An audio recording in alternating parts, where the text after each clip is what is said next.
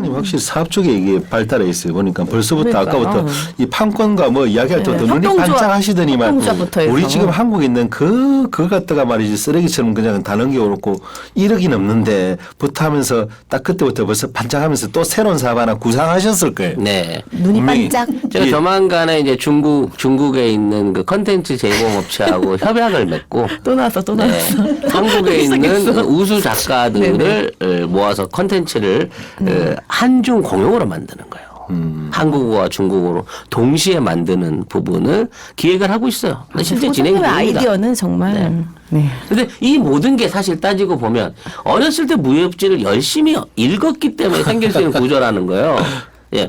요런 류의 사업 구조는 누구나 다 원하거든요. 예. 요런 류의 패턴이나 소설들, 컨텐츠들을 그들이 원한단 말이에요. 이게, 물론 우리의 뭐 대장금이라든지 이 아내의 유혹 같이 너무 뜬금없고 너무 새로워서 인기를 끌 수 있는 것도 있지만 파퓰러가 되기 위해서는 그들의 문화적 코드, 그들이 좋아하는 코드를 찾아낼 수 있는 핵심, 예. 핵심이 필요한데 이게 무협지 안에 숨어 있다는 거예요. 그렇죠. 사실은 꼭 읽어보겠다. 아주 친근한 문화인데 김용의 그 작품 중에서 가장 역사 소설 같지가 않고 그야말로 순수 무협지에 가까운 소설이었는데 제가 참 좋아합니다.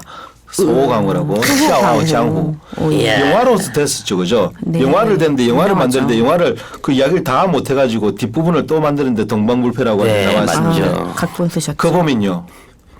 정인군자인 줄 알았던 자기 사부가 화산파의 장문이라는 사람이 부하들을 막 희생해가면서 이 사실은 정인군자가 아니더라는 거죠. 그 정권 욕하는 그렇죠. 거예요. 뭐 말하고 악질적인 못하지만. 정치인인 거죠. 예, 그다음에 대놓고 아예 나는 그냥 포악하게 하겠다라고 하는 그 똥창이 내시가 나오죠. 네. 벌써 이건 이제 그 당시 중국으로 치면 어디와 어디를 딱 그 말한 겁니다. 네. 예, 네. 그러다가 또 거기에서 희생받는 소수민족, 묘족들이 나오죠. 그렇죠. 그 속에, 아비파 계열. 그러니까 이거 뭐 주인공도 뭐 사부도 뭐 믿을 사람 아무도 없는 거예요. 그래서 주인공은 아주 도가적인 사상을 가진 사람이에요. 캐세라세라 네. 될 대로 되라. 이게 보수와 진보와 저 극진보 정당이 네. 나눠져서 있는데 권력은 보수가 다 쥐고 있어. 그렇죠. 그 속에서 탐욕스러운 보수가. 그래서 이걸 갖다가 지금 더 이야기하면 좀 위험하긴 하지만 어쨌든 그 예, 알아서 커트. 편안하게 들어주세요. 그러고 있다가 그 주인공이 중간에 어떤 인물을 만나요. 언거자를 만나요. 네, 숨어있는. 독고구패. 네. 아우 나 외롭다. 나 한 번만 지게 해달라. 나도 한 번만 져보자. 이름이 기가 막히죠. 독고구패. 혼자 있는데 지지 않아. 예, 제발 좀 나도 한번 져보자. 그리고 만나는 자기 사랑하는 여자의 아버지는 이마행, 런워싱, 내 마음대로 할래. 이름이 내 마음대로 할래. 런워싱. 딱 그런 군상이 다 있어요. 그 속에서 독고구패를 만나면서 나중에 그걸로 본인이 뭘까 생존하게 되죠. 자기 그 수많은 그 기라성 같은 무림 선배들도 다 물리치면서 그리고 마지막 결국 엉그래요. 사랑하는 여자와 함께. 그러면서 세상 홍진이 다 싫다라고 하는 그런 내용인데 그거 보면은 처음부터 끝까지 마음을 먹지 않고 보더라도 야 이거 누구 이야기가 아니야. 완전 정치 이야기네. 정치소설이네 할 정도로 그런 인간군상이 다 들어있다는 거죠. 그래 그걸 갖다 항상 너무 뭐랄까 오락적으로만 보지 마시고 또 이 사회에 빗대서 저 사회에 빗대 보시면은 희한하게 다 맞아떨어집니다. 그러니까 역사를 통해서 우리가 배운다고 하잖아요. 그렇죠. 지금의 어떤 세력과 세력 간의 갈등 구조, 그 서민과 어떤 그 기득권 간의 갈등 구조 이런 것들은 수천 년 동안 우리 사회가 이루어지는 동안 끊임없이 존재해 왔던 거예요. 네. 그리고 그 안에서 그 갈등 구조를 일으켜서 가끔은 이제 역사를 뒤집긴 했지만 뒤집어 놓고 보면 올라가서 지금 또 옛날에 기득권이 돼버리는 뭐 그런 것들을 빗댄 게 이제 소호강호가 아닌가 싶거든. 네. 근데 이런 그 소설들이 가지는 역사성이나 이런 것들이 결국은 우리들 모두가 공감할 수 있는 부분인 거고 교훈을 줄 수 있는 부분이라는 거예요. 네. 그리고 이런 거를 이제 그 앞으로 우리가 단순한 문학적인 뭐 이런 걸로 볼 게 아니라 이런 어떤 퓨전을 통해 가지고 정치와 비교해 본 소호강호의 정치학. 그렇죠, 그렇죠.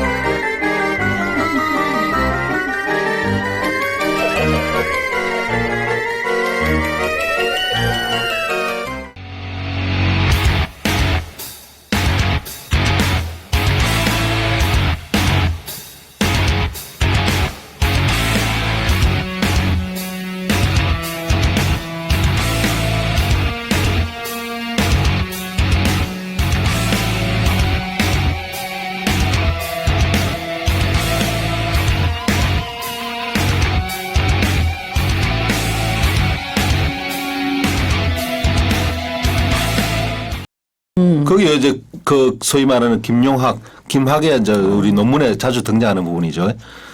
왜냐하면 저 중국 사람들은 아주 뛰어난 학파가 생기면 학자를 붙여줘요. 고금이 아주 유명한 악기다라면 금학이라든지. 그런데 이 진용이라는 소설가는 김학이라는 아예 학문 이름이 나올 정도죠. 거기 보면 그 정치적인 그런 이야기를 자주 하긴 합니다.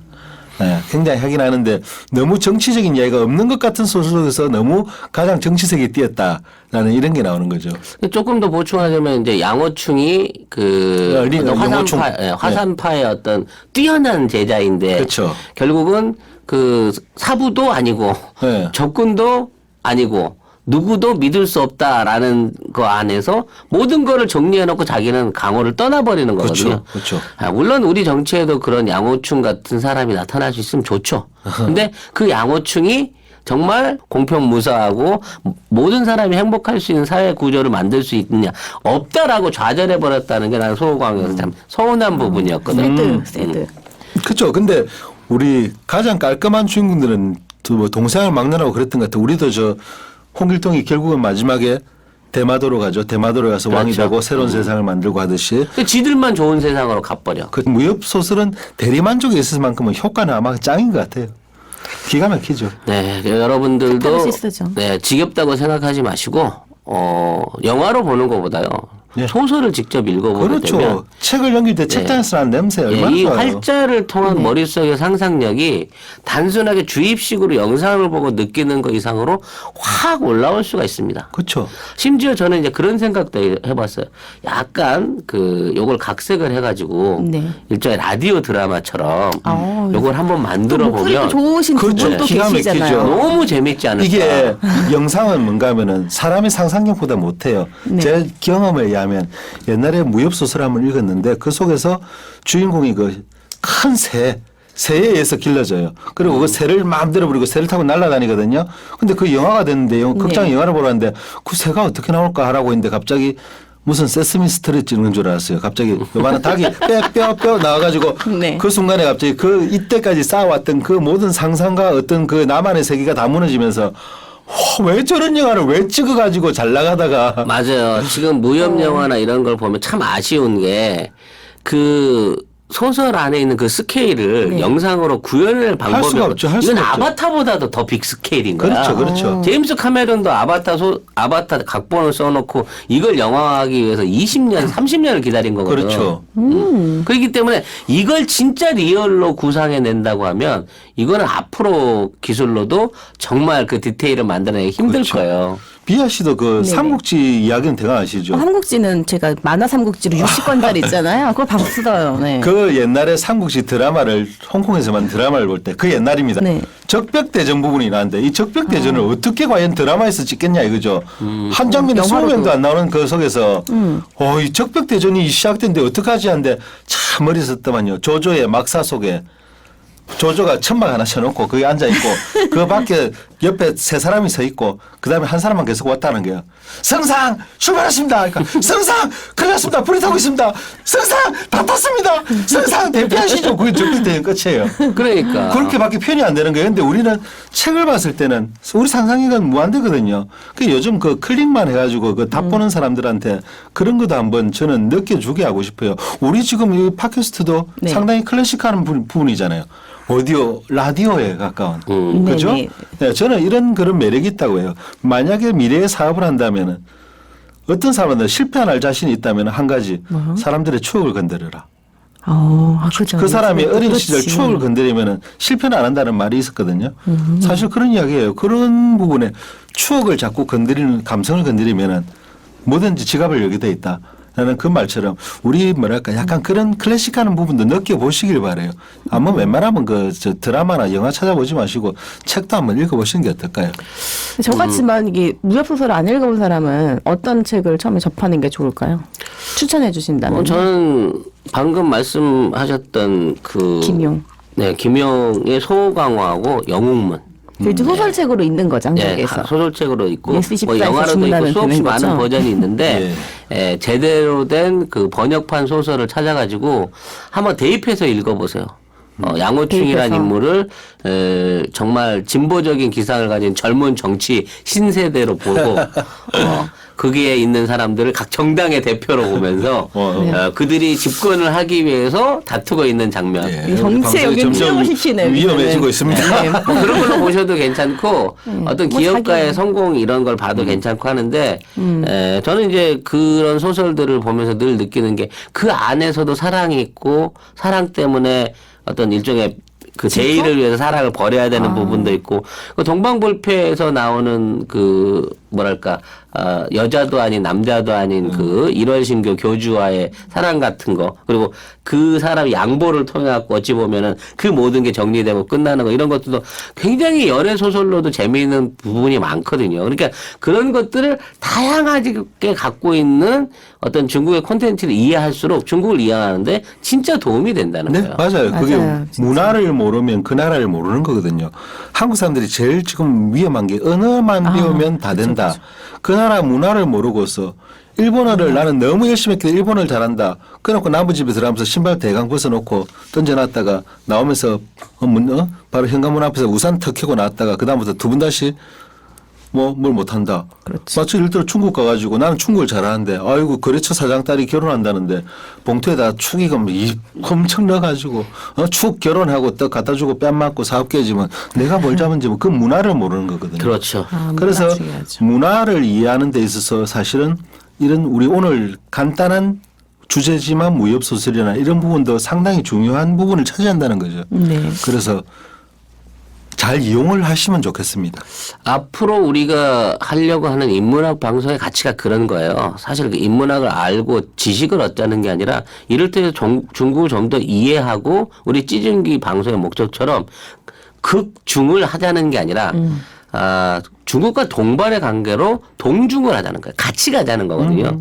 우리 한민족이 전 세계에서 사실은 중국 민족을 가장 잘 알고 잘 이용해온 민족이라고도 볼 수 있는 그렇죠. 거거든요. 같은 시간을 투자해서 중국 문화를 배우더라도 우간다가 빠르겠습니까? 한국이 빠르겠습니까? 당연히 한국이 빠른 거죠. 그리고 중국도 우리의 문화에 대한 우호성, 그 호기심과 선호도를 갖고 있다는 거예요. 그래서 앞으로 한국인이 만들어내고 중국에 팔아먹을 수 있는 또 중국과 경쟁할 수 있는 유일한 부분 콘텐츠고 창작입니다. 근데 아직 중국은 이게 부족해요. 왜 부족하냐면 그들이 공산주의 경제, 사회주의 경제를 해오는 과정 중에 이제 검열. 개인적인 그 창작을 억누르는 시간이 많았고 그 기간 동안에 정체됐던 문화적 코드들이 풀리지 않고 있기 때문에 네네. 아직까지는 우리가 훨씬 더 많은 창작력과 여지를 갖고 있는 거예요. 결국 많은 재료가 있어야 다양한 맛을 낼 수 있는 것처럼 문화적인 콘텐츠를 다양하게 받아들이는데 한국 사람처럼 강한 사람은 없거든요. 네, 그렇습니다. 이야기를 들어보니까 소장님이 벌써 사업을 한 3가지 정도 구상하셨다 오늘 보니까. 네, 네, 오늘 감사합니다. 근데 과거에는 그걸 가지고 우리가 수익으로 만들어낼 수 있는 구조가 없었어요. 그냥 넘겨줘버리고 걔들이 돈 버는 거 구경만 했지만 앞으로는 그런 것들을 합쳐져서 만들어 갈 수 있는 콘텐츠 시장의 변화가 일어날 수 있고 이런 게 꼭 드라마나 영화뿐만이 아니라 모든 중국과의 사업과 교육 안에서 일어날 수 있는 것이기 때문에 네. 어차피 관심을 가지고 보는 거 중국을 이해하는 데 있어서 중국의 무협 소설을 한번 다르게 보시라는 뜻에서 오늘 이 방송 준비해 봤습니다.